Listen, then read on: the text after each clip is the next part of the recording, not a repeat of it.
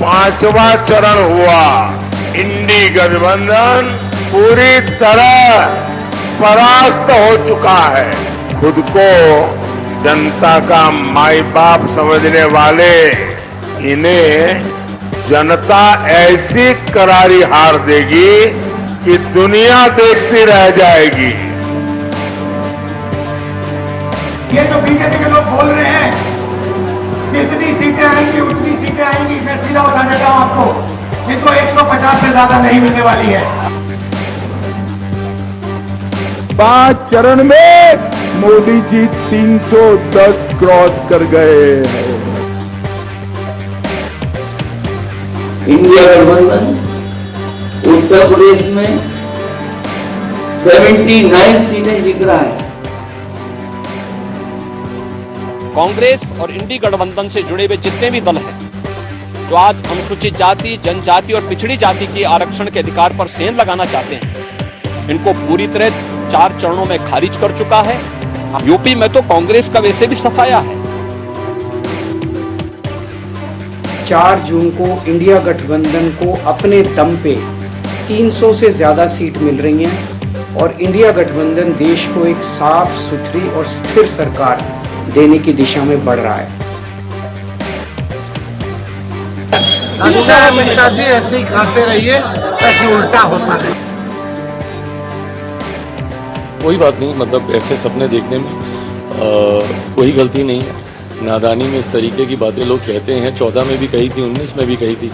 14 से बुरा हर्ष इन लोगों का 19 में हुआ, 19 से बुरा और बुरे में अब और क्या हो सकता है राजद के लिए, क्योंकि उनके पास तो कोई सीट 19 में भी नहीं थी, तो उससे बुरा तो क्या ही होगा। बट कांग्रेस एक जीती थी, इस बार वो भी हम लोग जीत रहे हैं किशनगंज वाली सीट।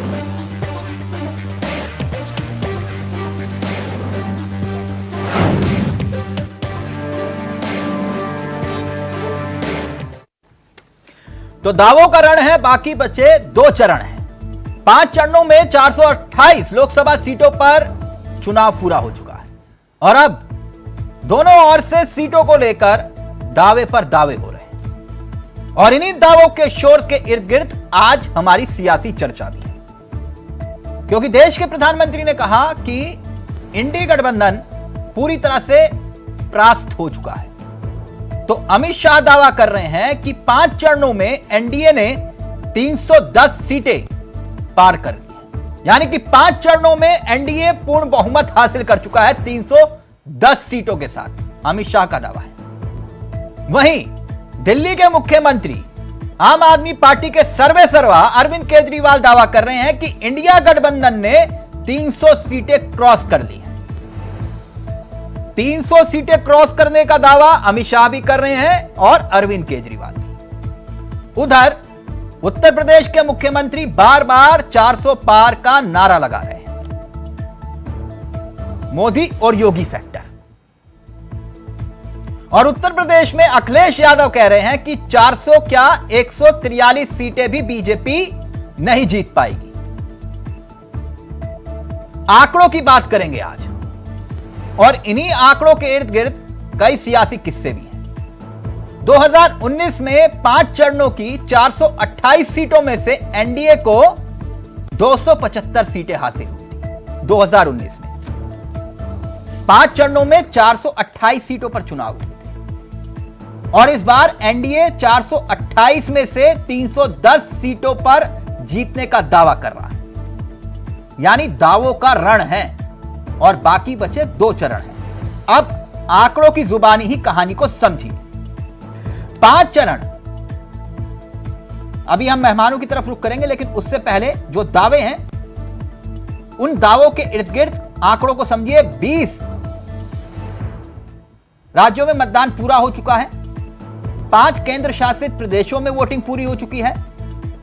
428 सीटों पर वोट डाले जा चुके हैं और अब तक करीब 80% वोटिंग पूरी हो चुकी है। 80% और 2 चरणों में बचती हैं 115 सीटें और इन 115 सीटों के इर्द गिर्द बहुमत की कहानी भी है।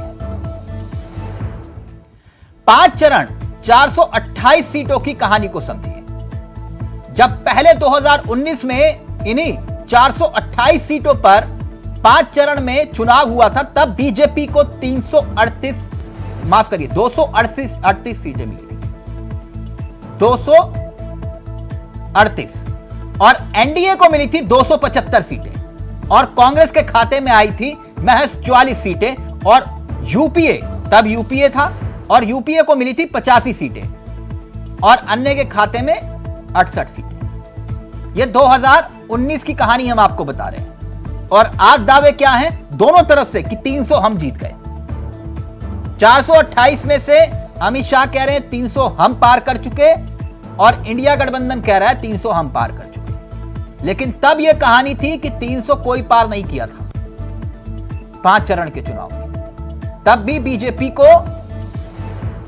मिली थी 238 सीट, और एनडीए तब बहुमत हासिल कर चुका था 5वें चरण में 275 सीटें। अब आते हैं 2 चरणों में 115 सीटों पर जहां चुनाव बचा है। तब 2019 के नतीजे क्या बताते हैं? नतीजे ये बताते हैं कि बीजेपी 65 सीटें जीती थी 115 में से, और एनडीए के खाते में आई थी 77,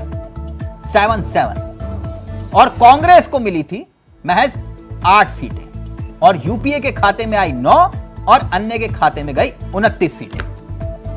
यह बात हुई आंकड़ों की जुबानी। आंकड़ों के खेल में अब वोटिंग परसेंटेज को लेकर भी सियासत हो रही है। पहला फेज 19 अप्रैल वोटिंग हुई 64%, और 12 बजे तक के आंकड़े, और फाइनल आंकड़े 66% के पार 30 अप्रैल। इन आंकड़ों के इर्द गिर्द सियासत की एक अलग कहानी है, उस पर भी हम आएंगे, लेकिन पहले कुछ राजनीतिक बयान हैं, उन बयानों को आपको सुनाएंगे, और फिर उसके बाद सीधा रुख करेंगे अपने मेहमानों की तरफ। लेकिन पहले जरा दावों का शोर सुन लीजिए। 5वां चरण हुआ, इंडी गठबंधन पूरी तरह परास्त हो चुका है। खुद को जनता का माई बाप समझने वाले इन्हें जनता ऐसी करारी हार देगी, ऐसी करारी हार देगी कि दुनिया देखती रह जाएगी। ये जो बीजेपी के लोग बोल रहे हैं जितनी सीटें आएंगी उतनी सीटें आएंगी, मैं सीधा बता देता हूं आपको, इनको 150 से ज्यादा नहीं मिलने वाली है। ये जो भी कहना चाहें कह लो, 150 से एक ज्यादा नहीं आने वाली। 5 चरण के चुनाव समाप्त हो गए हैं। मेरे ओडिया भाइयों बहनों, 5 चरण का परिणाम जानना है क्या? जरा जोर से बोलो, जानना है क्या? देखो भाई, 5 चरण में मोदी जी 310 क्रॉस कर गए हैं। अब छठा और 7वां 400 पार का है। आपको मोदी जी ने 400 पार कराना है। जैसे जैसे चुनाव होते जा रहे हैं वैसे वैसे साफ होता जा रहा है कि 4 जून को मोदी सरकार जा रही है और इंडिया गठबंधन की सरकार बनने जा रही है। और जो अब सर्वे के फाइंडिंग्स आ रहे हैं उससे साफ जाहिर है कि 4 जून को इंडिया गठबंधन को अपने दम पे 300 से ज्यादा सीट मिल रही हैं, और इंडिया गठबंधन देश को एक साफ सुथरी और स्थिर सरकार देने की दिशा में बढ़ रहा है। कांग्रेस और इंडी गठबंधन से जुड़े हुए जितने भी दल हैं जो आज अनुसूचित जाति, जनजाति और पिछड़ी जाति के आरक्षण के अधिकार पर सेंध लगाना चाहते हैं, इनको पूरी तरह 4 चरणों में खारिज कर चुका है।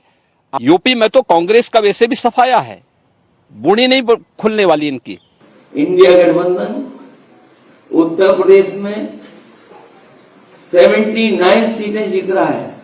अच्छा अमित शाह जी, ऐसे ही कहते रहिए ताकि उल्टा होता रहे। कोई बात नहीं, मतलब ऐसे सपने देखने में कोई गलती नहीं है।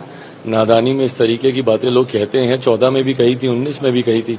14 से बुरा हर्ष इन लोगों का 19 में हुआ, 19 से बुरा। और बुरे में अब और क्या हो सकता है राजद के लिए, क्योंकि उनके पास तो कोई सीट 19 में भी नहीं थी, तो उससे बुरा तो क्या ही होगा। बट कांग्रेस एक जीती थी, इस बार वो भी हम लोग जीत रहे हैं, किशनगंज वाली सीट।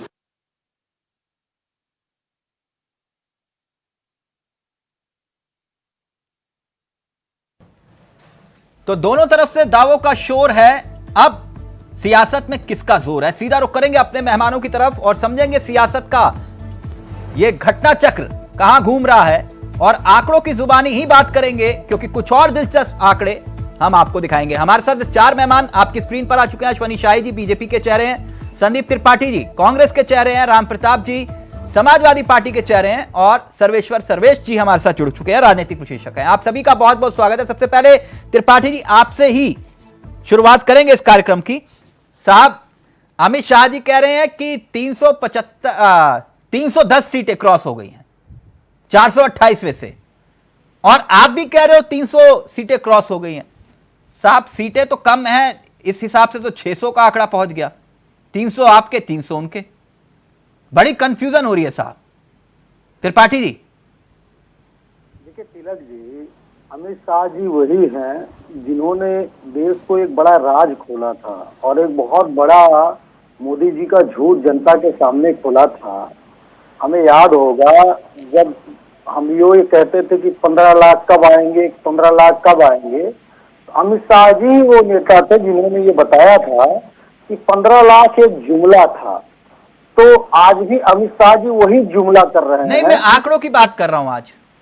नहीं, आंकड़े ही ये जो मैं कह रहा हूँ सर, ये भी एक तथ्य है कि उन्होंने एक इंटरव्यू में ये बात बोली थी। मैं सिर्फ ये कह रहा हूँ कि जिस तरीके से आप 300 सीट पार का दावा कर रहे हैं, भारतीय जनता पार्टी अब तक जो चुनाव हुए उसमें से 300 सीट लड़ी है कि नहीं लड़ी है, पहले यही कंफर्म कर लीजिए। आप कितनी सीटों पर लड़ रहे हैं? कि हम तो लगभग 350 सीटों पे लड़ रहे हैं। 350 में से 300 आप जीत लोगे? नहीं, इंडिया गठबंधन अरविंद केजरीवाल जी का बयान आप सुन लीजिए। उन्होंने इंडिया गठबंधन की बात की, अमित शाह जी ने मोदी जी की बात की, यानी भाजपा की बात की। दोनों में अंतर है। दूसरी चीज देखिए, आज जिस तरीके से इंडिया गठबंधन में ये जो 310 सीटें, इसमें ममता जी की शामिल हैं या सीटें या नहीं? ममता जी की सीटें अभी शामिल कैसे होंगी सर, वो अभी तो अच्छा, मैं इसलिए कंफ्यूजन हो गई थी, आप उसको हटा के कह रहे हैं। जी बिल्कुल, और हम जेडीयू को भी नहीं जोड़े हैं। जेडीयू भी, मैं एक बात और कह दूंगा आपके चैनल पर, जेडीयू जिस दिन भारतीय जनता पार्टी 271 सीट भी अगर पाएगी तो जेडीयू हमारे साथ होगा, ये मैं दावे के साथ कह दे रहा हूँ। आज नीतीश कुमार जी जिस तरीके से वो भारतीय जनता पार्टी का मजाक बनाने थोड़ा सा मार्गदर्शन करें कि आप ये 300 सीटें किस राज्य में हासिल कर रहे हैं? हाँ बिल्कुल बता रहे हैं आपको। जिस तरीके से 52 सीटों का उत्तर प्रदेश में चुनाव हुआ है अब तक, इस 52 सीटों में हम लगभग मान के चलिए कि 30 सीटें जीतने जा रहे हैं 52 सीटों। अच्छा, उत्तर प्रदेश की ही बात कर लेते हैं। ऐसे आप आएंगे केरला में भारतीय जनता पार्टी पहले भी नहीं रही है, आगे भी नहीं रहने वाली है। तेलंगाना में 11 सीटें हैं, 11 में से हम 10 सीट जीतेंगे, एक छोड़ दीजिए आप। आंध्रा में आप भारतीय जनता पार्टी का कुछ है ही नहीं है, टीडीपी इनका अलायंस है, उसको जो सीटें मिलेगी, फिर मैं वही जो बात जो है नीतीश कुमार जी के लिए मैंने कहा, वही जो है हम टीडीपी के लिए कहेंगे। यूपी में कितनी सीटें जीत रहे हैं आप? अभी 52 सीटों पे चुनाव हुआ है। नहीं, आप कितनी सीटों पर लड़ रहे हैं? हम तो 17 सीटों पे 17 की 17 जीत रहे हैं। नहीं, मैं ये तो हाइपोथेटिकल मोदी जी तो मैं नहीं हूँ। नहीं, तो आप सर दावे कर रहे हैं तो मुझे लगा शायद 17 की 17 जीत रहे होंगे। हमने ये कहा कि अखिलेश जी कह रहे हैं ना कि हम 80 में से 69 जीत रहे हैं, एक छोड़ दिए। नहीं, आपने कांग्रेस की बात की। नहीं, तो अखिलेश जी आपके पार्टनर है ना, नाइस पार्टनर। हाँ बिल्कुल, अखिलेश जी बड़े नेता हमारे पास, हो सकता है तो ऐसे ही विधानसभा में उन्होंने कहा था कि मैं 400 सीटें हम जीत रहे हैं, 3 सीटें छोड़ दी बीजेपी के लिए, नतीजा कुछ और आ गया। नहीं, तो उसमें क्या हुआ था बताने की जरूरत नहीं। अगर मात्र 1 लाख वोट अगर भारतीय जो है समाजवादी पार्टी को मिल गए होते, हाँ। तो जिस तरीके से वो 200 वोटों से, 300 वोटों से, 500 वोटों से, 1000 वोटों से, जिस तरीके से। शाही जी, अब आपसे मेरा सवाल, त्रिपाठी जी 1 मिनट, एक करके। शाही जी, वो ये कह रहे हैं हम 300 पार हो गए, और आप भी कह रहे हो कि हम 300 पार हो गए 428 में से, और जनता बड़ी कंफ्यूज है भाई। ये 300 दोनों बातें कर रहे हैं, 300 पार के। आप 300 पार कहां हुए, जरा थोड़ा मार्गदर्शन करिए। देखिए, आपने अभी एक आंकड़ा दिया है, उस आंकड़े में 5वें चरण के चुनाव तक 238 सीट तो आपने बताया था कि 19 में था हमारा। और जो इंडी गठबंधन है ये चाहे जिस रूप में थी उसका कितना था वो भी आपने बता दिया। तो अभी भी उस हिसाब से भी अगर देखा जाए तो हम बहुत आगे हैं। तो हम 300 पार करे हैं नहीं करे हैं, हमारे माननीय गृह मंत्री जी ने किया है कहा है, तो उन्होंने कुछ सोच समझ के, क्योंकि उनके पास जो है पूरे आंकड़े हैं, उनके पास पूरा सर्वे है। और ये हम ज्यादा नहीं कह सकते, मैं ज्योतिषाचार्य की तरह बात अभी नहीं करूंगा क्योंकि 4 तारीख बहुत दूर नहीं ज्योतिषाचार्य की बात नहीं है, क्योंकि ज्योतिषाचार्य के हिसाब से तो आप कह रहे हैं कि अब की बार 400 पार। नहीं, ज्योतिषाचार्य के हिसाब से हम नहीं कह रहे हैं 400 पार। हाँ। हम ये कह रहे हैं हमारी मेहनत के बदौलत। आप देखिए किस तरीके से इंडिया अलायंस में घबराहट है, इतना घबराया हुआ विपक्ष तो हमने देखा ही नहीं था कभी। तो मैं उन्हीं आंकड़ों के आधार पर इस सवाल का जवाब चाह रहा था शाही जी कि जी, अगर 2019 के नतीजों की ही बात करें जी, मैं अपने सहयोगी से चाहूंगा 5वें चरण 428 सीटों पर जो चुनाव के नतीजे थे 2019 में, आप यानी कि बीजेपी जो 300 सीटें ज्यादा जीतने का दावा कर रही है कि 300 सीटें हम पार हो चुके हैं, उन दावों में थोड़े से आंकड़ों की एक सच्चाई छिपी है। बीजेपी 238 सीटों पर चुनाव जीती थी उस वक्त। जी 238 जीती थी बीजेपी 238 सीटों पर चुनाव जीती और एनडीए 275 सीटों पर चुनाव जीता। यह आंकड़ा आपके सामने, बीजेपी 238, एनडीए 275, कांग्रेस 44, यूपीए 85 और अन्य 68। अब इसी आंकड़े के हिसाब से जरा अगर आप मेरा मार्गदर्शन करें जी, 85 और 44 जोड़ दीजिए कितने होते हैं? 85 1500 और 30 130 सीटें उन लोगों की हुई और हम लोगों की लगभग 350 हो गई। सर हवा होगी 350 क्यों? 238 और 77, 278 और 77 कितने? सर राजनीति में 2 और 2 4 और 2 और 2 5 भी होते हैं, तो समझ में आ गया मुझे। एकदम होते हैं। नहीं तो सर आप बताइए ना, तब उस वक्त 238 सीटें आपने जीती, आज आप कह रहे हो कि हम 300 तो क्रॉस कर चुके हैं। मैंने आपको कुछ नहीं कहा, मैंने ये कहा कि जो आपने आंकड़े बताए मैंने उनका भी 85 और 44 जोड़ के बता दिया और हमारा 278 और 77 जोड़ के बता दिया। आप ही के आंकड़े पे मैंने जोड़ा है। अच्छा, तो मतलब आप ये कह रहे हो कांग्रेस यानी कि यूपीए जो है वो आंकड़े भी हमारे में ऐड कर लो। अपने यूपीए के आंकड़े क्यों ऐड कर रहे हैं हम? तो सर 44 और 85 तो यूपीए और कांग्रेस के ही हुए सर। क्यों 65 और 77 हमारे नहीं थे? हाँ। मैं पूरे चुनाव की बात कर रहा हूं सर। नहीं अमित शाह जी जो दावा कर रहे हैं मैं उसकी बात कर रहा हूं कि आप 300 पार कर चुके हैं, 428। एकदम हम 300 पार कर चुके हैं। अब आपको मैं आंकड़ों का आज आपने वो किया है तो आंकड़ों के साथ में बताता हूं जी। 200 से ऊपर सीट हम 3 लाख वोट से ज्यादा से जीते थे। हाँ। ये आंकड़ा सही है या गलत है? नहीं बिल्कुल ठीक। दूसरा, चुनाव कोई भी पार्टी जीतती है या हारती है तो जीतने या हारने का 2 ही चीज होता है। मान लीजिए हारने का ही हम लेकर चलते हैं। हाँ। तो एक ये होता है कि जनता के मन में बहुत गुस्सा होता है, किसी के प्रति बहुत गुस्सा है। हाँ। तो मान लीजिए कि हमने 37% वोट पाए, हम लोग पाए थे, यानी कि 40 मान लीजिए हमको कि हम 10 में 4 सीट हम पाए और 6 सीट जो है विपक्ष पाया। तो 6 सीट पर अगर कोई 6 सीट वाले गुस्सा में होंगे, लेकिन वो बटे हुए हैं सब जगह।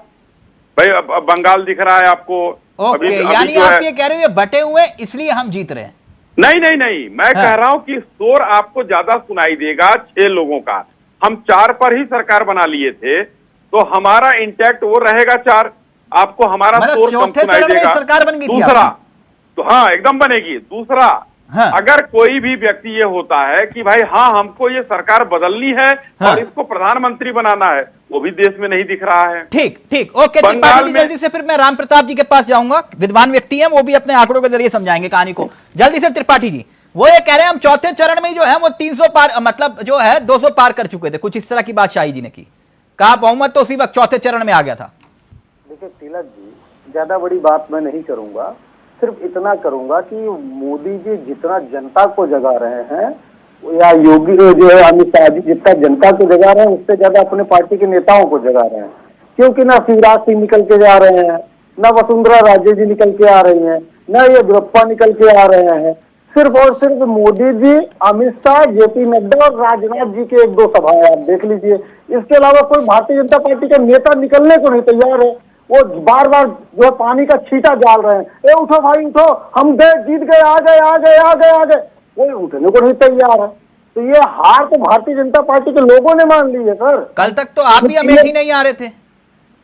जी सर, कल तक तो आप भी अमेठी नहीं आ रहे थे ना सर। ये कौन नहीं आ रहा था? राहुल जी। नहीं, देखिए सर, जब राहुल जी सांसद भी थे तब भी कम आना होता था, जैसे मोदी जी का कम आना 5 होता साल में है। 5 बार गौरीगंज से वापस यू टर्न। सर बता तो रहे हैं, सुन लीजिए ना। जी मैं भी बता ही रहा हूं सर आपको।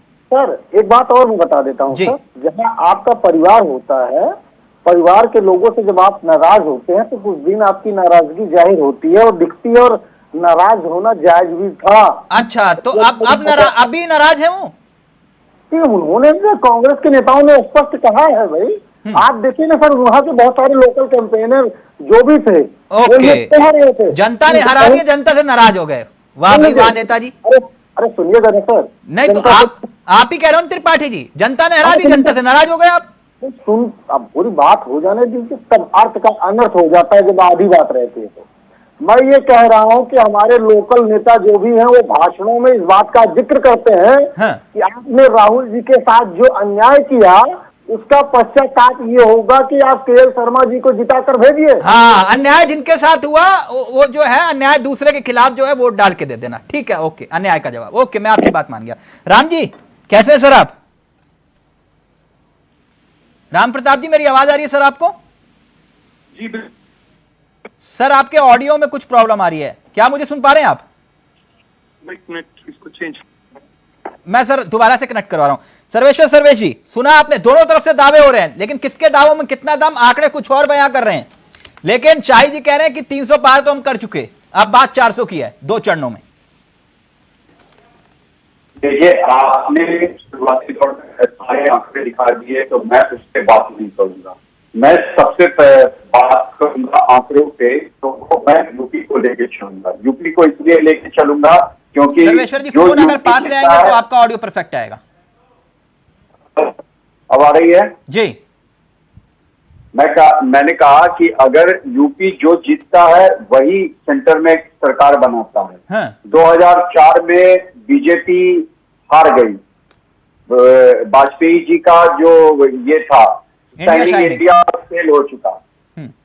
उस समय क्या स्थिति थी यूपी में? देखिए, समाजवादी पार्टी 35 के आसपास सीटें जीती थी, कांग्रेस पार्टी 10 सीटें जीती थी, बीएसपी भी और बीजेपी 10 सीटें जीती थी। 2009 में आते हैं समाजवादी पार्टी यूपी से 23 सीटें जीती, 21 सीटें कांग्रेस लेके आई। उन्होंने अपने प्रदर्शन में भारी इजाफा किया।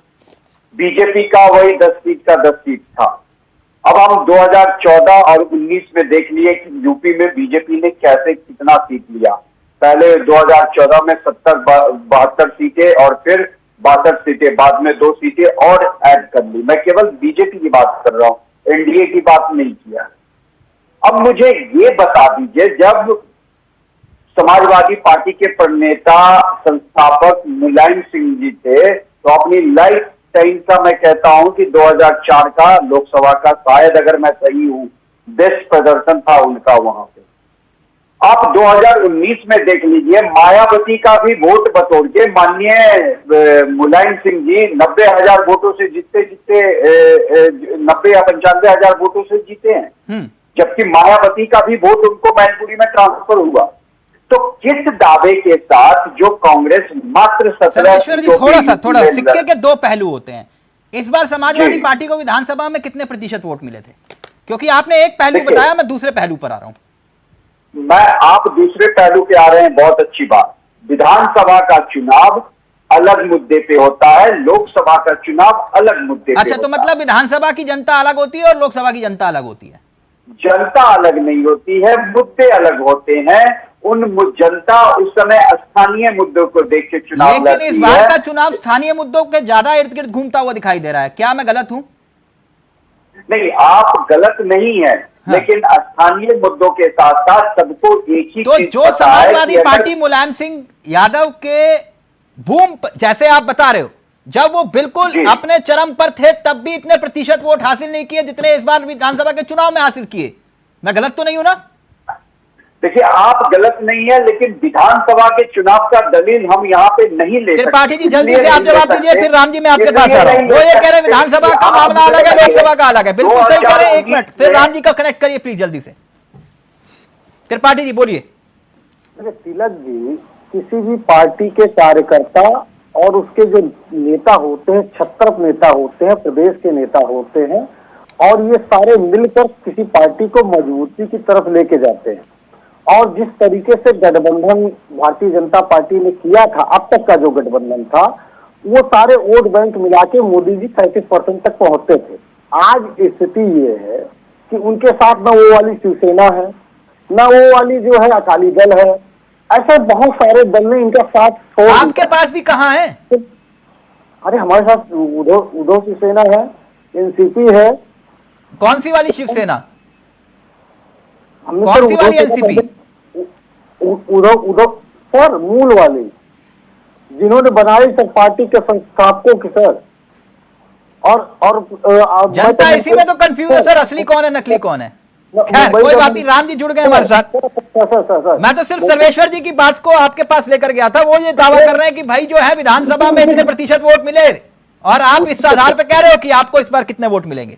तिलक जी, उसी के संबंध में एक बात मैं महत्वपूर्ण कहना चाहता हूं कि अभी सर्वेश्वर जी ने बताया कि मुलायम जी का जब पीक टाइम था तब ये वोट मिला था, अब ये नहीं मिला, इस वजह से अब इतना नहीं मिल पाएगा, यही उनका कहना है जी। तो मैं ये कह सकता हूं कि अटल जी जिस तरीके से, जो अटल जी जब से उनका पीक टाइम था, उनका बड़ा वाला पीक टाइम था, तो चुनाव जीते थे, और उनके छोटे वाले अपने रहते ही वो चुनाव हार गए। ये पीक जो बता रहे हैं कि कौन सा विश्लेषण राजनीति में कर रहे हैं, हमारे समझ से तो बाहर है सर। अब जनता मुद्दे के आधार पर, सर्वेश्वर जी जल्दी से प्लीज। जनता समाजवादी पार्टी को कितना वोट प्रतिशत मिला था? तो 32% वोट मिला था 2019 के विधानसभा में। लेकिन मैं विधानसभा का एक उसका प्रभाव होता है, लेकिन लोकसभा में आज सभी जानता है, जो जनता पढ़ी लिखी भी नहीं है, उनको पता है कि भैया ये मोदी का चुनाव है, मतलब सेंट्रल का चुनाव है। तो यहाँ पे हम उस एंगल को अगर गौन करते हैं, मेरा ये जो 2004 से डेटा देने का मतलब ये था कि आज यूपी में अखिलेश यादव या राहुल गांधी की क्या स्थिति है। आप अंदाजा लगाइए ना कि 2019 का हम ले ले तो 5 सीटें अखिलेश यादव जीते थे, मायावती जी रात गठबंधन में, जो कि पीडीए भी, दलित भी, सारा वहां पे गठजोड़ था। आज जो गठजोड़ है कांग्रेस भी है, शून्य है यूपी में। और अखिलेश यादव अगर 20% 2022 का ही लेके चलते हैं 32%, तो ये जरूरी नहीं है कि उनको 32%। और अगर बीजेपी का रिकॉर्ड आप देखोगे तो 1984 से देखिए, जब उनको 2 सीटें आई थी, तब से वो ठीक सर्वेश्वर जी, अगर फोन प्लीज अपना ठीक कर पाए आप। राम प्रताप जी जुड़ गए हमारे साथ। सर अब मेरा ऑडियो आ रहा है आपको? जी बिल्कुल आ रहा है। बिल्कुल सर, आपका ऑडियो भी आ गया। देरी से माफी चाहूंगा, तकनीकी दिक्कत की वजह से आपके साथ संपर्क नहीं हो पा रहा था। ये आंकड़ों, एक्चुअली मैं आज गांव में हूं तो इसलिए कनेक्शन थोड़ा वो है, वीक है सर। आंकड़ों के खेल को हम समझना चाह रहे थे। अश्वनी शाही जी कह रहे हैं कि अमित शाह जी ने जो बात बोली वो फाइनल है, समझ लीजिए हम 300 पार कर गए। और त्रिपाठी जी कह रहे हैं कि भाई हम तो पहले ही 300 पार कर चुके हैं। और अखिलेश यादव जी कह रहे हैं कि 80 में से 79 हम जीत रहे हैं, 1 सीट छोड़ दी बस। वो एक भी क्यों छोड़ दी सर आपने? जी मैं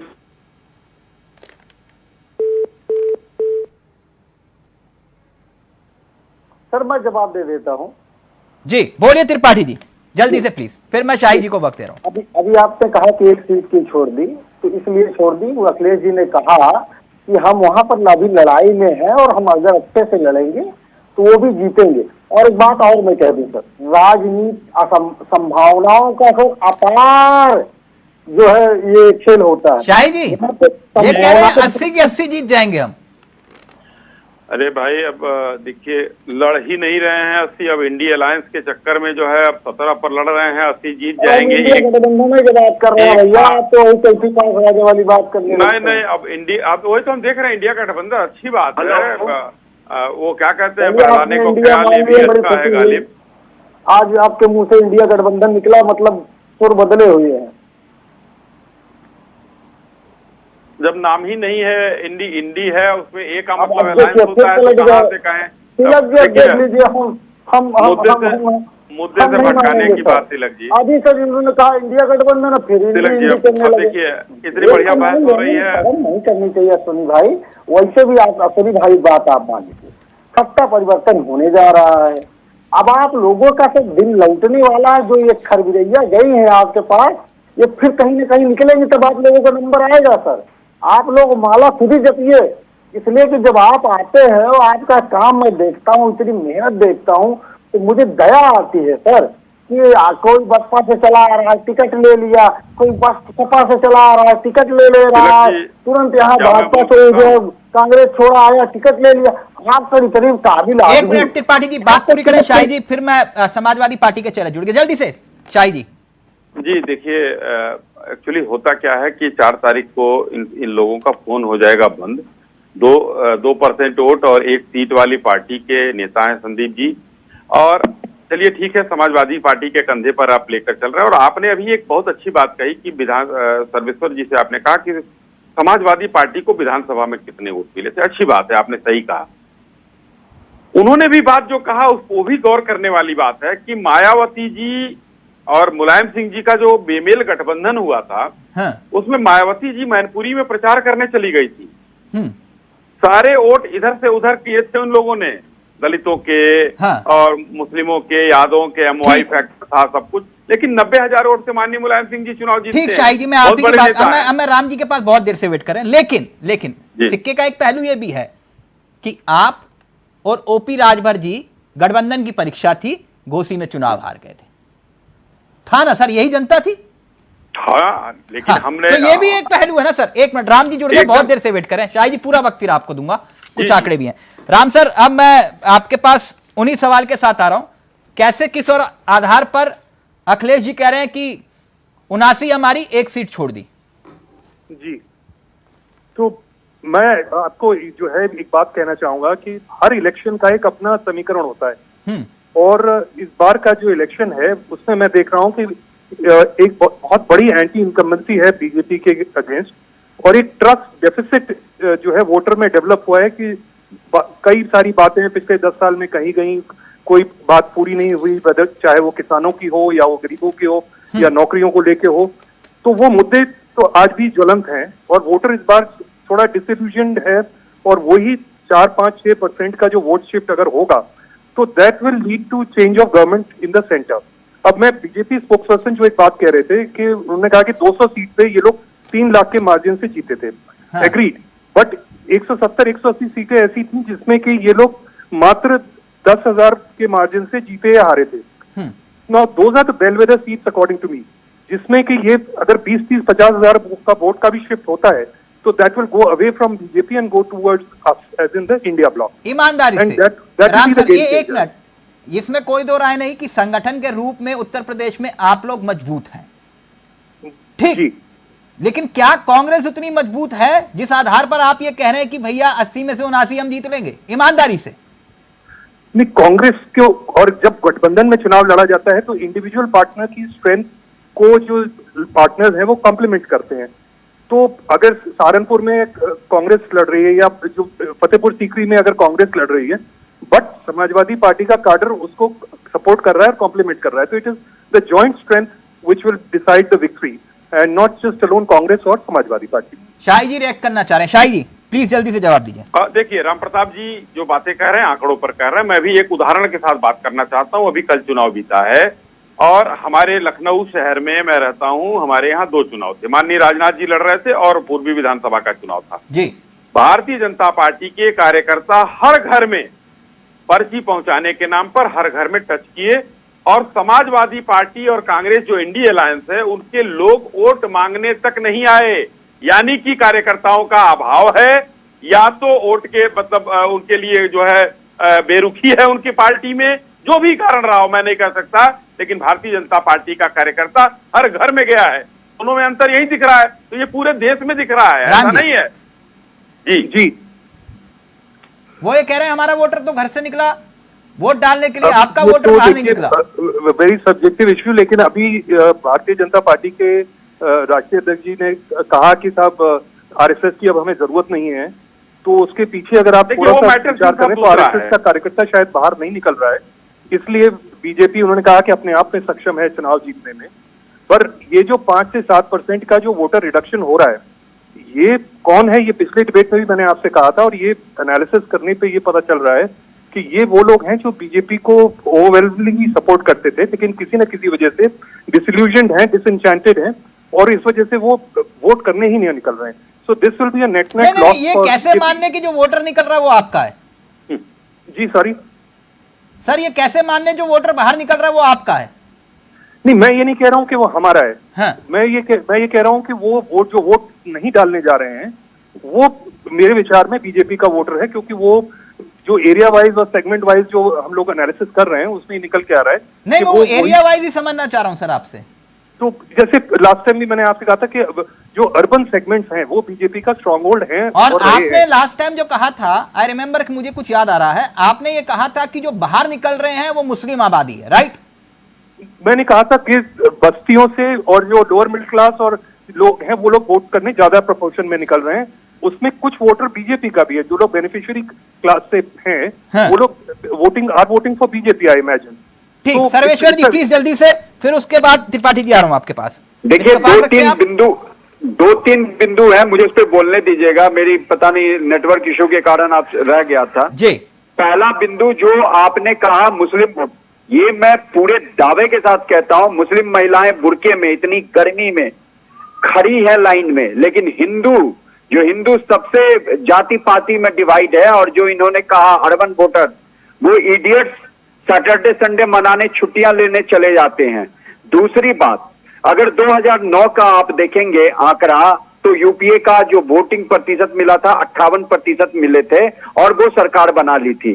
तो इस बार भी वोट तो उसी के अकॉर्डिंग है। अगर 58% वोट जा रहे हैं, ये हो रहा है, और बीजेपी की तो फिर क्यों नहीं वोटिंग परसेंटेज पे भी मैं आऊंगा, जो बात आप कर रहे हैं। राम जी इत्तेफाक रखते हैं, वो कह रहे हैं आंकड़े तो इसी बात की तस्दीक कर रहे हैं। और आप सर्वेश्वर कहना क्या चाह रहे हैं कि जो महिला बुर्का पहन के आ रही है तो वो वोट कहां डाल रहे हैं? आप कहना क्या चाह रहे हैं? मैं कहना ये चाह रहा हूं कि आप यूपी को ही लेके चलिए ना, बाकी के सीट को, क्योंकि यूपी जो जीतेगा वही सेंटर में बैठेगा। आज से नहीं, जब से 1951 से राम जी करना चाह रहे हैं। जल्दी से त्रिपाठी जी आपके पास आ रहा हूं।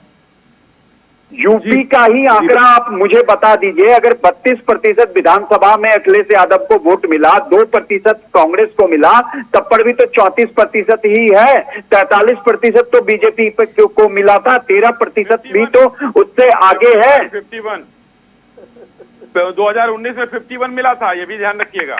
विधानसभा की बात कर रहा हूँ, इन्होंने विधानसभा की बातें की थी, मैं वो लोकसभा की बातें नहीं कहा। अच्छी बात है, आंकड़ों के इर्द गिर्द ही पूरी चर्चा है। प्लीज जल्दी से राम जी। पर हर इलेक्शन का अपना एक ट्रेंड होता है, और इस इलेक्शन का ट्रेंड ऐसा है कि इंडी गठबंधन को हो सकता है 51% वोट पोल हो जाए, तो देन फिर 2027 में हम डिस्कस करेंगे कि 24 में क्या हुआ। But I don't think we should look at trend so seriously. इस इलेक्शन में क्या हो रहा है उसको ध्यान से देखें, ग्राउंड पे क्या चल रहा है उसको समझें, तो I think we will be closer to what the results will be on the fourth. ठीक, त्रिपाठी जी, जो आप जो कह रहे हैं कि मामला अंडर कंट्रोल टाइप, वो अंडर करंट टाइप का है, कुछ इस टाइप का कह रहे हो ना आप लोग कि ये दिखाई नहीं दे रहा, कुछ अंडर करंट है, तो फिर क्या वाकई में जो आप लोगों के मुताबिक ये मान ले कि भाई बहुत देर कर दी हुजूर आते आते, अगर पहले ही आप एक साथ साइकिल पर सवार हो जाते तो यहां कुछ माहौल अलग होता, जैसे सर्वेश्वर जी कह रहे हैं? नहीं, राम प्रताप जी ने एक बहुत बड़ी बात कही। हाँ। उसे हमें समझना होगा कि हर एक चुनाव का एक अपना मिजाज होता है। हाँ। और कोई जरूरी नहीं है कि दो व्यक्ति जो मिलकर आए और एक चुनाव में असफल हो जाए तो वो असफल ही रहेंगे, या दो व्यक्ति अगर मिलकर आए और सफल हो गए तो आगे वाले चुनाव में भी सफल होंगे। ये कोई जरूरी नहीं है। हर एक चुनाव के अपने एक मुद्दे होते हैं, अपना एक मिजाज होता है। अभी आपने कहा कि अंडर करंट नहीं सर, एकदम सर खुल्लम खुल्ला है। जनता चिल्ला रही है सर। फूलपुर में आप देखिए, इतनी जनता, इतनी पब्लिक आई सर, और सिर्फ पैसा हम लोग के पास ही नहीं है। लेकिन शाही जी बार बार ये कटाक्ष क्यों कर रहे हैं कि भाई 4 तारीख को फोन ऑन रखिएगा? हम बता रहे थे नहीं, ये लोग बंद कर लेते हैं। लोगों को पता होगा, जैसे टेम्पू में आता था तो आज भी मोदी जी टेम्पू कर रहे हैं, अब ये बंद कर लेते होंगे तो इनको पता है स्विच ऑफ। हम लोग सर आपके साथ चुनाव हारने के बाद डिबेट में रहे, अब इनको बताइए सर, आपके साथ तो मुझे नहीं, मैं शाही जी ये बात बिल्कुल सही कह रहे हैं। त्रिपाठी जी भागने वालों में से नहीं है और ना ही उस दिन कोई शादी फंक्शन कुछ अटेंड नहीं करेंगे, ना मुंडन। ये कह रहे हैं कि मैं 4 तारीख को बुक हूं और इंडिया वॉइस पर बैठूंगा और 4 तारीख को समीक्षा करूंगा, चाहे हारे या जीते। इन्होंने मुझसे वादा किया है। जी बिल्कुल, मैं रहता हूँ सर। हाँ त्रिपाठी जी आपका, हाँ मैंने फिक्स कर लिया। दूं या ज्यादा मैं बैठता जरूर हूँ। 4 तारीख को फोन स्विच ऑफ नहीं होगा ना आपका?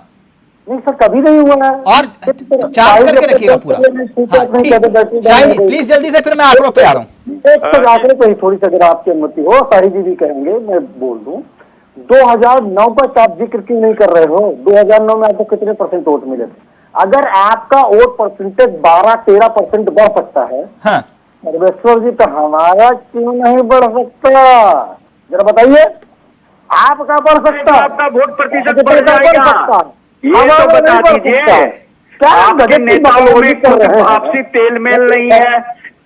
दिल्ली में आप अरविंद केजरीवाल के साथ लड़ रहे हैं और पंजाब में आमने सामने है। मिला था उसको 5 विधानसभाओं में कुल मिलाकर जो है 55,000 वोट पाई थी लोकसभा में सर। और उसके बाद 3 राज्य तो आप हार गए, 2 राज्य तो आपके हाथ से निकल गए। नॉर्थ इंडिया से तो आप पार हो गए अगर हिमाचल को छोड़ दें तो। और हिमाचल में भी खेला होने वाला, अगर 6 विधानसभा सीट बीजेपी जीत लेती है तो फिर आपकी गवर्नमेंट हुकूमत में है। सर बैटिंग जितना भाजपा का प्रवक्ता नहीं करेगा उतना राजनीतिक विश्लेषक करेगा। आप भी इनको समझ में नहीं आ रहा है। काम है विश्लेषण करना, आपको मिर्ची लगती है तो इसमें मैं कुछ नहीं कर सकता हूँ। करेंगे इसमें आप लोगों को अपने गिरेबान में झांक के देखिए।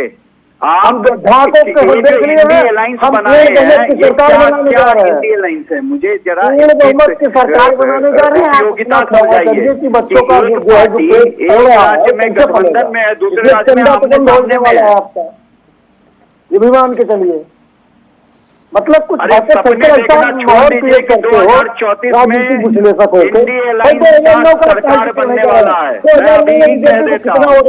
भाई बताइए, आप विश्लेषक है, मैं अनपढ़ गवार आदमी हूँ। 2009 में बीजेपी कितना वोट पाई थी उत्तर प्रदेश में? बताइए मुझे। भाई साहब, मैंने तो पहले ही आंकड़ा दे दिया कि 10 सीटें बीजेपी को मिला था। जिक्र किया 10 सीटें मिला था और 2014 में कितनी सीटें मिल गई? 71। पता है कि नहीं है? अब एक मिनट, शाही जी को वक्त फिर राम जी आपके पास आ रहा हूं। मैं आंकड़ों के इर्द गिर्द इस पूरी चर्चा को रखना चाह रहा हूं, प्लीज इस बात को समझिए। मैं आंकड़ों पर ही आ रहा हूं। मैं पहले वोटिंग फेस वाइज जिक्र करना चाह रहा हूं। ये आंकड़े आपके सामने शाही जी, अगर आप देख पा रहे हो, आंकड़ा है पहला फेज, क्योंकि वोटिंग को लेकर भी सवाल खड़े हुए। 19 अप्रैल को पहले फेज का चुनाव हुआ और वोटिंग 64% रात 12 बजे तक के आंकड़े हैं। और फिर फाइनल आंकड़े आते हैं 66% के आसपास और तारीख दिखाई देती है 30 अप्रैल, यानी वोट हुए 19 को और आंकड़े आए 30 अप्रैल को। और ये कितने प्रतिशत बढ़े? लगभग 2.5% के आसपास। ये आप देख रहे हैं नीचे आंकड़ा, 2.5% के आसपास एकाएक वोट प्रतिशत बढ़ा। और फिर उसके बाद दूसरे फेज पे आते हैं। दूसरा फेज, पहले फेज के बाद दूसरा फेज अब आया 26 अप्रैल को। वोटिंग रात 12 बजे तक के आंकड़े आए 64% के आसपास और फिर फाइनल आंकड़े तब्दील होते हैं 30 अप्रैल को और यहां वोटिंग परसेंटेज बढ़ जाता है करीब 2% के आसपास। दूसरे फेज के ये आंकड़े आप देख रहे हैं, 2% के आसपास ये वोटिंग परसेंटेज बढ़ता है। यहां भी 26 को चुनाव हुए, 26 अप्रैल को, और 30 अप्रैल को आंकड़े फुल एंड फाइनल जारी हुए। 2% यहां भी आंकड़ा बढ़ा। तीसरा फेज अब आते हैं 7 मई, 64% के आसपास 12 बजे तक के आंकड़े आते हैं। 7 मई को चुनाव हुआ और फिर 13 मई को फाइनल आंकड़े आते हैं 65.5% के आसपास। और कितने ज्यादा बढ़ गए? 1.5% के आसपास आप देख सकते हैं, यह प्रतिशत बढ़ गया। अब आते हैं चौथे फेज की तरफ। 13 मई को चौथा फेज होता है। वोटिंग होती है करीब 68% के आसपास, रात 12 बजे तक के आंकड़े आते हैं और फाइनल आंकड़े आते हैं तो 70% यह आंकड़ा पहुंच जाता है 17 मई को। यानी कि 13 मई को यहां भी चुनाव हुआ, 17 मई को फाइनल आते हैं और यहां पर भी कितने फीसदी बढ़ जाता है? 2% के आसपास। ये आंकड़े शाही जी, ये आंकड़े कुछ कहते हैं। एकाएक वोटिंग परसेंटेज बढ़ रही है और फाइनल आंकड़े आ रहे हैं, और इसी बात को लेकर विपक्ष सवाल खड़े कर रहा है कि भाई ये फाइनल आंकड़े 11-11 दिन लग रहे हैं। देखिए तिलक जी, अभी कुछ दिन पहले जो है आपकी टीम बहुत बढ़िया काम करती है और आप खुद करते हैं काम इस पर, लेकिन थोड़ा सा इसमें अधूरा काम हो गया जी। एक बार फिर से कहिएगा टीम को, या खुद आप करिएगा। अभी चुनाव हुआ कुछ दिन पहले कर्नाटका में और तेलंगाना में जी, 3.5% वोट का जो है डिफरेंस आया फाइनल आंकड़े।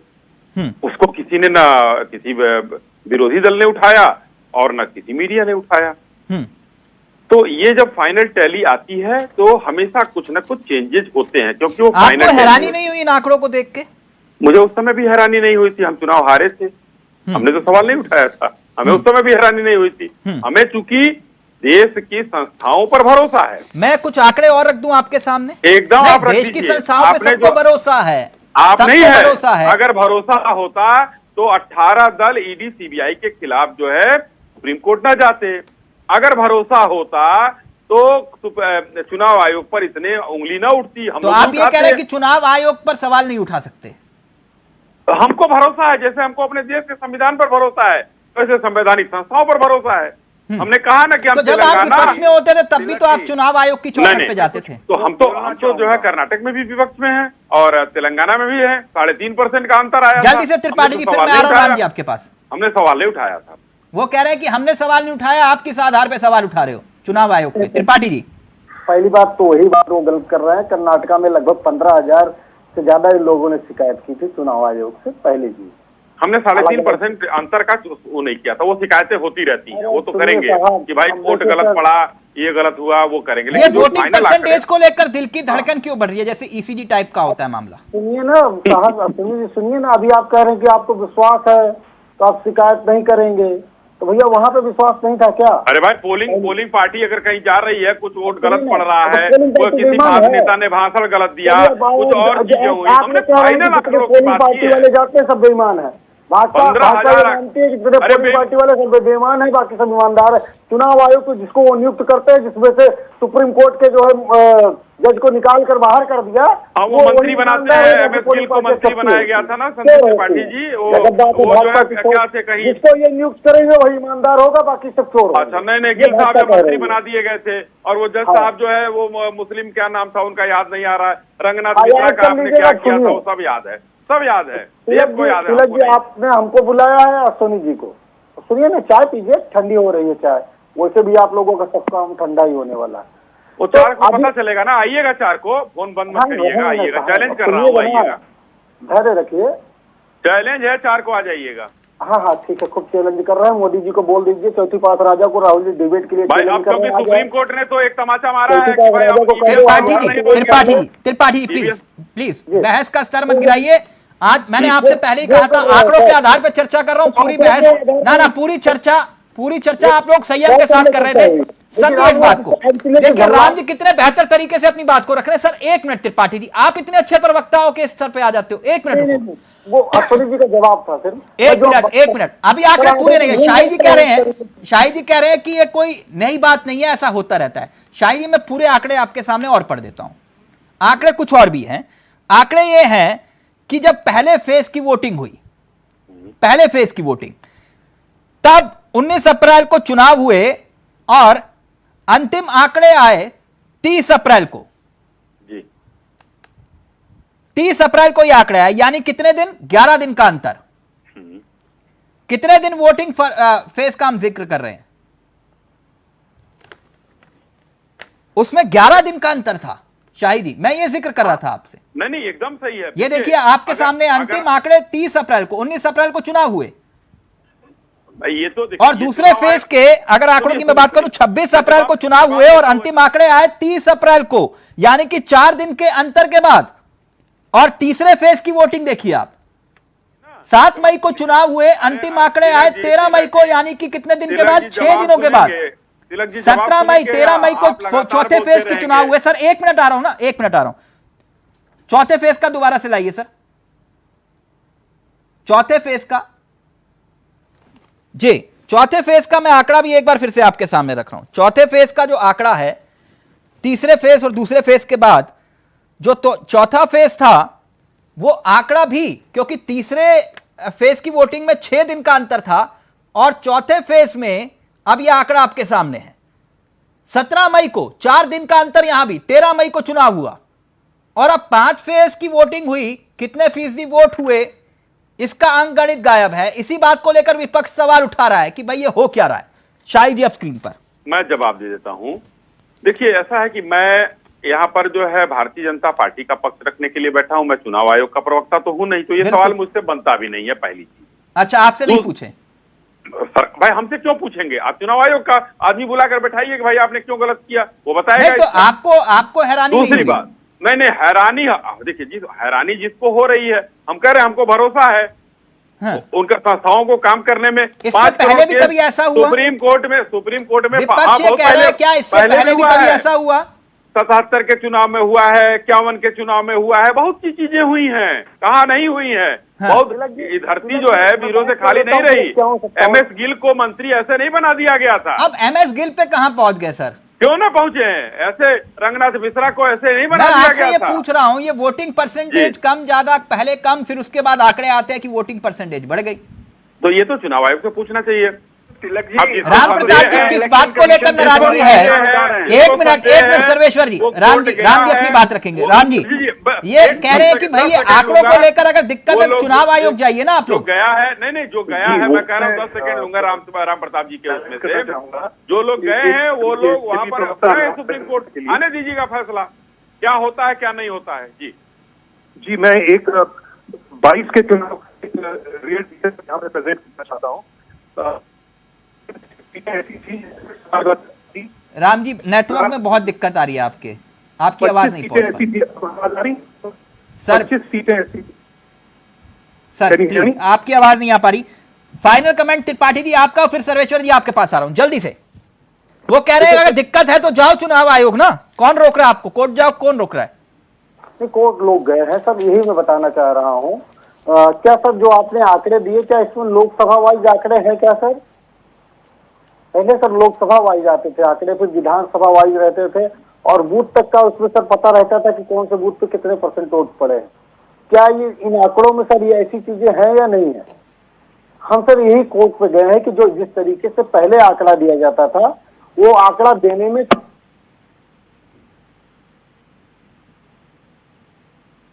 त्रिपाठी जी वो म्यूट अनम्यूट हो गया। आज ही से आवाज बंद।